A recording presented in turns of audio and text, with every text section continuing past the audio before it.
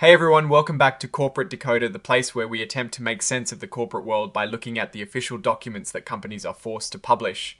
Today we are looking at Avantor Incorporated's latest filing, which for convenience has been filed as an amendment to previous reports. They are essentially updating us on some key personnel changes and their associated financial packages.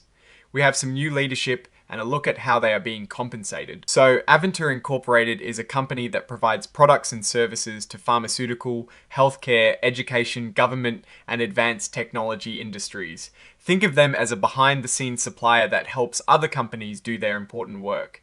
Now, this particular filing, an amendment to previously filed reports, is primarily about changes in their leadership team and some important updates related to those changes. The main news here is the appointment of a new Chief Operating Officer, Miss Mary Blen.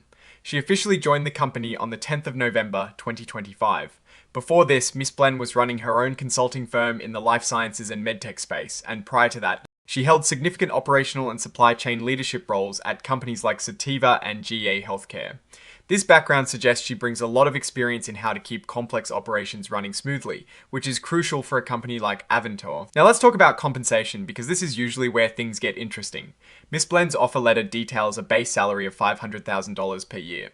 She is also eligible for the company's annual cash bonus program, with a target of 75% of her base salary. This means if the company and she perform well, she could earn an additional $375,000 on top of her salary. This is pretty standard for executive positions, linking a good chunk of pay to performance. Beyond the cash, Avantor is also offering Miss Blen significant equity in the company. This is a way to align her interests with those of the shareholders. She is getting an initial equity grant valued at $5 million.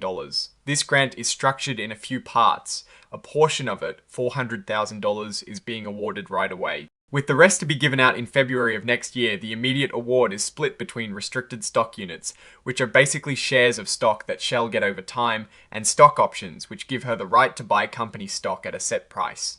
Both of these vest, meaning she fully owns them, over 2 years. The awards coming next year have a more complex structure, including performance stock units that depend on the company's performance over several years. This long-term incentive shows the company wants her to stay and grow with them. It is also notable that her offer letter specifies she will become retirement eligible for certain company plans and awards by March 2028. This isn't just about her current pay, it is about her long-term career path and benefits within Avantor. The filing also includes a minor correction regarding the education of the company's CEO, Emmanuel Ligner. It clarifies that his degrees were obtained from Université de Savoie, correcting a previous statement about his studies at the University College of Wales. This is more of a factual tidying up than a major strategic move.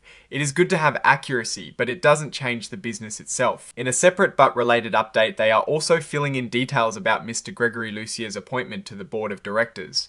This filing confirms the board committees he will be joining, specifically the Compensation and Human Resources Committee and the Nominating and Governance Committee. These are important committees. The Compensation Committee oversees executive pay, and the Nominating Committee deals with selecting new board members. His involvement in these shows he'll be playing a direct role in how the company is governed and how its leaders are rewarded. And as is standard practice for such announcements, Avantor issued a press release on the 10th of November 2025 to inform the public about Miss Blen's appointment. This press release is included as an exhibit with this filing. It is essentially the official announcement accompanying this more detailed regulatory document. Now, let's step back and look at the bigger picture here. Avantor operates in critical sectors like healthcare and advanced technology, which are generally strong growth areas. The appointment of a COO with deep operational experience like Miss Blen suggests the company is focused on strengthening its core business functions, ensuring efficient supply chains, and managing complex global operations. The generous compensation package, especially the equity component, signals a strong desire to attract and retain top talent, which is a key strategy for long-term success.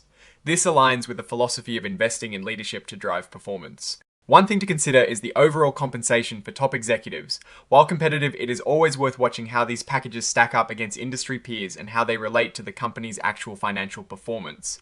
For now, the focus seems to be on building a strong leadership team to navigate a competitive and evolving market. The company is showing a commitment to bringing in experienced people and incentivizing them for success. In conclusion, this filing is about strengthening Avantor's leadership structure.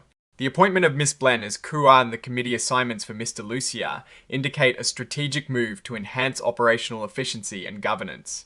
the compensation details, particularly the equity awards. Highlight the company's investment in attracting and retaining key talent. While there are no glaring financial red flags presented in this specific amendment, it is always prudent to keep an eye on Avantor's overall financial health and how these leadership changes translate into tangible business results in the coming quarters. Alright, that is our breakdown of Avantor Incorporated's latest filing. What is your take on these leadership changes and compensation packages, and what do they signal for the company's future? Drop your thoughts in the comments below. If this analysis was valuable, hitting that like button really helps, and subscribe for more deep dives into corporate documents. Don't forget to check out the Discord community linked in the description. Thanks for watching. See you next time.